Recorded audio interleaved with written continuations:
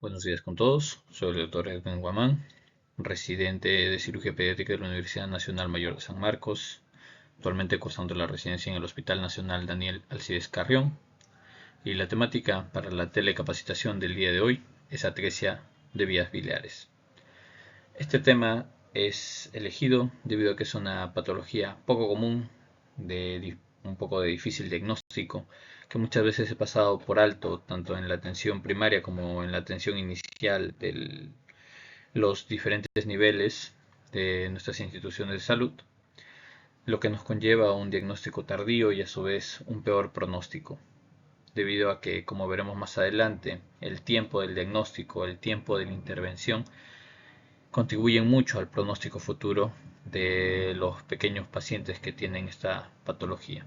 ¿Sí? Hablaremos un poco de todo para que al final podamos englobar en conclusiones los puntos más importantes que nos servirán para desempeñarnos en cuanto al conocimiento sobre esta enfermedad. Iniciamos con lo básico, que es siempre presentar la definición. La atresia biliar o de vías biliares es una enfermedad progresiva, idiopática, fibro-obliterativa del árbol biliar extrahepático que se presenta como una obstrucción biliar en el periodo neonatal. ¿Correcto? Ya vamos a ver más adelante la clínica y la etiología para explicar un poquito más de esto, pero es necesario que desde un inicio se comprenda que es una enfermedad progresiva, es decir, que no aparece desde el nacimiento, que es idiopática, por tanto es difícil indicar exactamente las causas de esta enfermedad, por tanto es complicado también poder buscar una prevención efectiva. Lo que causa es una fibroobliteración, una pérdida de la permeabilidad de los canalículos biliares en la configuración extrahepática. Esto es importante para conocer cómo vamos a diagnosticarlo, ¿sí? Y finalmente lo que nos muestra es una clínica de una obstrucción biliar, ¿sí? Que es lo que vamos a ver en la clínica. Y todo esto se presenta en el periodo neonatal, ¿sí? Durante el primer mes de vida, pero es muy difícil que se dé, como dijimos, desde el nacimiento. Es una enfermedad que va apareciendo con el tiempo. Dentro de la epidemiología, tenemos que, como ya habíamos mencionado, es una enfermedad rara. Se producen uno de cada 10.000 o 20.000 nacidos vivos. La atresia de vías biliares es la causa más común de ictericia neonatal o sea, causa quirúrgica, ¿no? Causa quirúrgica. Y también es la indicación más común de trasplante hepático en niños, ¿sí? En adultos recordemos que es el traumatismo. La atresia de vías biliares generalmente ocurre de forma aislada, es decir, que cuando sospechamos de esta patología generalmente la encontramos en niños que no tienen ninguna otra malformación. Pero cuando la encontramos en malformación, sí, la letalidad es bastante alta. ¿Sí? Si bien la mortalidad de estos pacientes llega a ser entre el 30 al 50%, cuando se encuentra asociada a alguna malformación, esta mortalidad puede subir hasta el 70-80%. Por tanto, es de bastante importancia estudiarlo en pacientes que tienen, por ejemplo, situs inversus, asplenia, otras malformaciones congénitas, sobre todo cardíacas.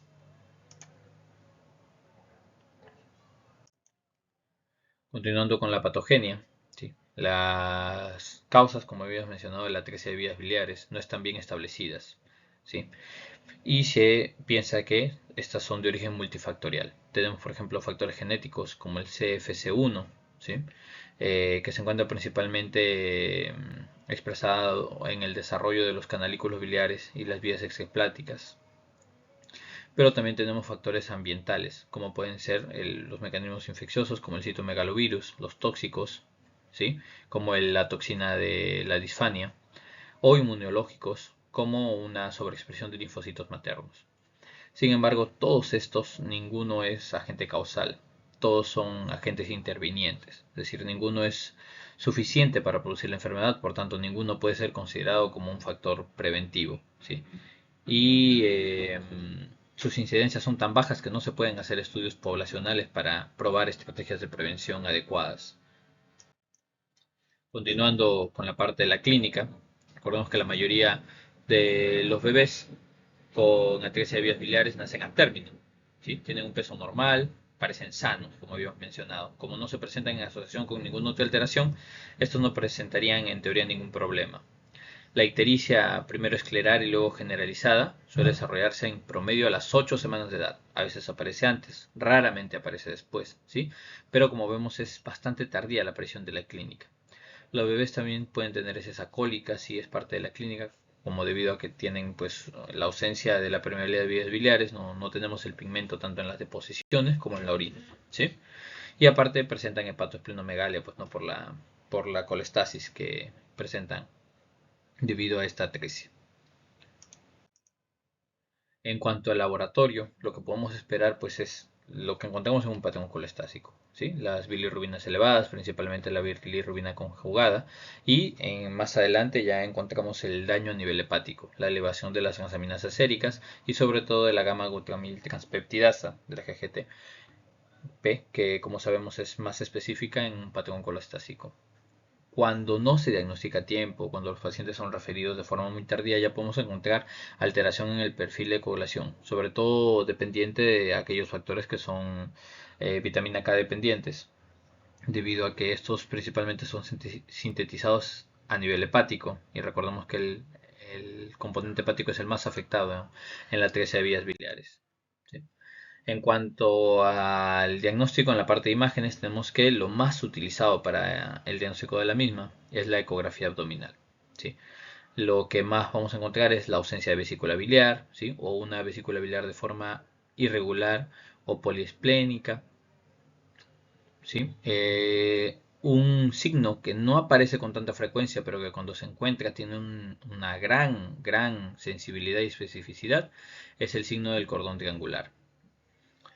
Como vamos a ver más abajo, el signo de cordón triangular es una densidad ecogénica triangular que se ve justo por encima de la aporta hepática. Y allí tenemos las tres imágenes que lo muestran, ¿sí? Es ese cordón blanquecino, correcto, que aparece ahí en la imagen de la izquierda. La porta está en forma de smile y sobre esta se ve el cordón triangular. En la imagen de la derecha vemos la porta en un corte un poco más transversal, no tan tangencial como el anterior, y se ve de todas maneras nuevamente el signo de la cuerda. Y en la imagen del medio tenemos ya por completamente transversal la zona de la porta justo ahí en el centro, y arriba se ve el cordón triangular en su forma más triangular que en las otras, ¿no? Por tanto, esto tiene una especificidad bastante alta, del 95%, y una sensibilidad nada despreciable, del 68, casi 70%. Por tanto, podemos hablar de que este es un signo muy importante a tener en consideración en la ecografía, que es uno de los exámenes que actualmente los tenemos más a la mano y que es seguramente el que vamos a tener como primera línea. Sí, no quizás de gol estándar, pero sí de primera línea ante un caso de una sospecha de atresia de vías biliares. Correcto, no olvidar el signo del cordón triangular.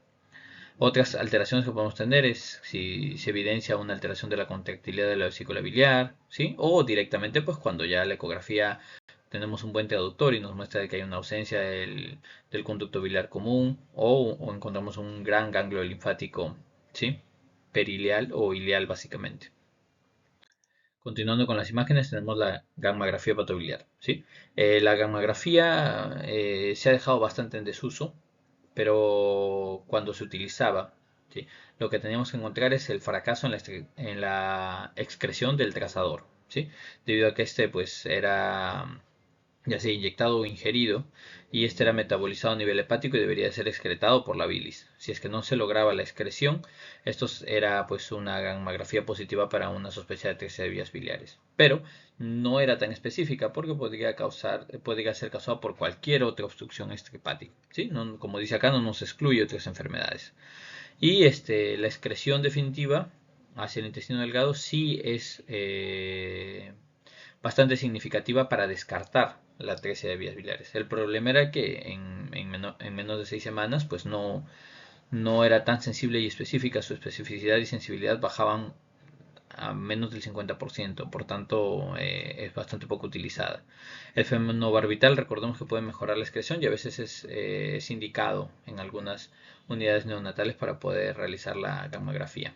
Y esto tenemos la imagen de la gammagrafía, como vemos a través del tiempo que empieza a metabolizarse en el hígado y empieza a pintarse toda la vía biliar extrahepática y con su consecuente excreción al intestino delgado, ¿no?, al duodeno. Continuando tenemos la colangiografía, ¿sí?, intraoperatoria. que es el gol estándar, por eso está dibujado así de amarillo, ¿correcto? Permite evidenciar tanto la vía biliar intrahepática como extrahepática, y en estos casos pues la imagen es bastante clara, ¿no? Y por motivos de tiempo ya no vamos a poder mostrar el video, pero hay muchos videos con angiografías que pueden observar en internet, en el cual pues es evidente cómo se pinta claramente el árbol biliar, ¿no? Y en comparativa con una atresia que pues no hay este pase a través de la vía biliar hepática hacia el intestino. Avanzar. Okay. Uno de las pruebas que actualmente está en desuso debido a la gran abundancia de la colangiografía intraoperatoria, pues que solamente necesita pues un arco en seno intraoperatorio, es la biopsia. Actualmente se utiliza todavía, si antes era como que el paso previo a la cirugía, actualmente se sigue utilizando sobre todo para descartar otras causas de algunas alteraciones hepáticas. Como parte del protocolo, se realiza la colangiografía, ¿sí? Si es que se comprueba la atresia de vías biliares, en el mismo momento se toma la biopsia y se procede a hacer la cirugía de Kasai, como vamos a ver más adelante, ¿sí? Entonces, como menciona acá, los propósitos es identificar los cambios histológicos, ¿sí?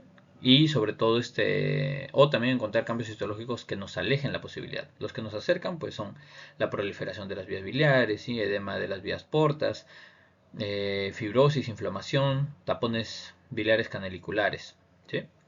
Los hallazgos histológicos que, que alejan, o sea, que podrían hacernos sospechar que no estamos ante una atresia de vías biliares, por ejemplo, la escasez de las vías biliares, pero más no su obstrucción, porque recordemos que en la atresia de vías biliares están presentes, pero están, si bien atresia es sin, ¿no? Recordemos que en este caso están presentes, pero están fibroobliteradas, ¿correcto? En cambio, la escasez de las vías biliares podrían hacernos sospechar de alguna otra alteración o más rara. Los gránulos, ¿sí? De proteicos resistentes a la diastasa positiva para el ácido de Schiff, la pérdida de la tensión del MDR3 o células hepáticas gigantes sin proliferación de conductos, aunque eso es más común en las hepatitis. Entonces, como hemos mencionado, esto, por ejemplo, los hallazgos, ¿no? Que encontramos que son característicos de la atresia de vías biliares, indican un patrón colestásico de obstrucción, pero no nos descartan otras patologías de compresión extrínseca. Ahora, en cuanto a la cirugía, como hemos mencionado, una vez que se hace el diagnóstico, la cirugía es la cirugía de Kasai, ¿sí? O una derivación portoentérica. Esta cirugía debe realizarse tan pronto como sea posible, preferentemente antes de los 60 días. La tasa de éxito antes del mes es aproximadamente 70%, antes de los 2 meses se reduce a un 50-60% y pasado los 3 meses es entre un 15 a un 30%. Por tanto, es importantísimo hacer un diagnóstico temprano, pero como vemos la clínica, ¿sí? Clara suele aparecer pasado las 8 semanas. Entonces es muy importante que siempre tengamos esta patología en mente, sobre todo aquellos profesionales que se enfrentan a la atención inicial de un recién nacido, ¿sí? O las evaluaciones posteriores en los controles de un niño sano, que tengan siempre en mente dentro de su diagnóstico diferencial de un paciente que presenta ictericia, el cuadro de una atresia de vías biliares, debido a que si no lo sospechamos por la inespecificidad de sus hallazgos, pues nunca vamos a poder llegar al diagnóstico o vamos a llegar a un diagnóstico muy tardío. Bueno, aquí tenemos simplemente las imágenes para que puedan orientarse sobre cómo se realiza la cirugía. Las vamos a pasar rápidamente. Se realiza una incisión subcostal derecha, se realiza la colangiografía intraoperatoria a través de una inyección del contraste a través de la vesícula biliar, que puede estar, como vemos en esa imagen, atrófica, ¿sí? También los canalículos atróficos se ligan respectivamente y también los vasos accesorios para prevenir cualquier hemorragia que no se pueda controlar posteriormente, y se hace un plegamiento hacia posterior. También se puede hacer la descolgación de la fijación del hígado para poder observar mejor el hilo hepático, ¿sí? Realizamos obviamente la sección del mismo con el retiro de los remanentes de los conductos, ¿correcto? Y finalmente nos derivamos a hacer la derivación enterohepática, ¿sí? En Y de Rux. La parte que estaba distal, ¿sí? Aquí vendría el duodeno y esto sería el yeyuno, ¿correcto? El yeyuno se hace una sección, esta parte se asciende para que luego pueda ser anastomosada a la parte portal, y aquí se realiza la anastomosis en Y de Rux, ¿sí? Esta anastomosis puede realizarse también con una ventana para que así, digamos, no quede pues una sección directamente transversal hacia la zona porta y sea un poco más en Y de Rux. Esto se ha visto que disminuye el ascenso del reflujo, ¿sí? La incidencia de reflujo y también el nivel de las colangitis que podríamos tener por este tipo de intervenciones. Finalmente ya se realiza la anastomosis enterohepática, sí, que es un resumen muy simple de cómo se realiza la cirugía. Es una cirugía bastante compleja que tiene bajas tasas de éxito, pero su tasa de éxito, como hemos mencionado, a menor edad, mejores resultados. Dentro del postoperatorio, en la nutrición y el control, es importante que pues sigamos con los valores nutricionales adecuados, ¿sí? Una rehabilitación intestinal adecuada con el soporte del NPT. Y en cuanto a los medicamentos, mencionar la importancia principalmente de dos: del ácido urodesoxicólico, que nos ayuda a prevenir las posibles complicaciones que puedan surgir por las enfermedades hepáticas colestásicas que puedan haber aún posteriores a la cirugía, ¿sí? Hasta el periodo de adaptación, y también los antibióticos profilácticos, que deben de ser por lo menos durante el primer año, donde la incidencia de colangitis es entre el 30 al 60%, y es una complicación grave que puede poner en riesgo el éxito de la cirugía posterior. Por tanto, es muy importante el uso de antibióticos profilácticos, ¿sí? De amplia cobertura. En cuanto al trasplante, ya es un manejo posterior, sí. Sus indicaciones son ictericia persistente de 3 meses posteriores al CASAI, que presenta un retraso del crecimiento, una hipertensión portal, que se evidencia a través de la hemorragia de las varices esofágicas o ascitis, ¿sí? O una disfunción hepática progresiva. El pronóstico, como hemos mencionado, es bastante sombrío, pero recordemos que a menor edad del diagnóstico y tratamiento, pues mejor es el pronóstico, ¿sí? Recordemos que entre el 60 al 80% de los pacientes igual van a requerir un trasplante de hígado. Simplemente el 20%, que es la minoría de estos pacientes tratados con Kasai, que es la cirugía inicial, sobreviven hasta los 20 años, ¿sí? O sin trasplante de su hígado, o sea, sobreviven con su hígado nativo.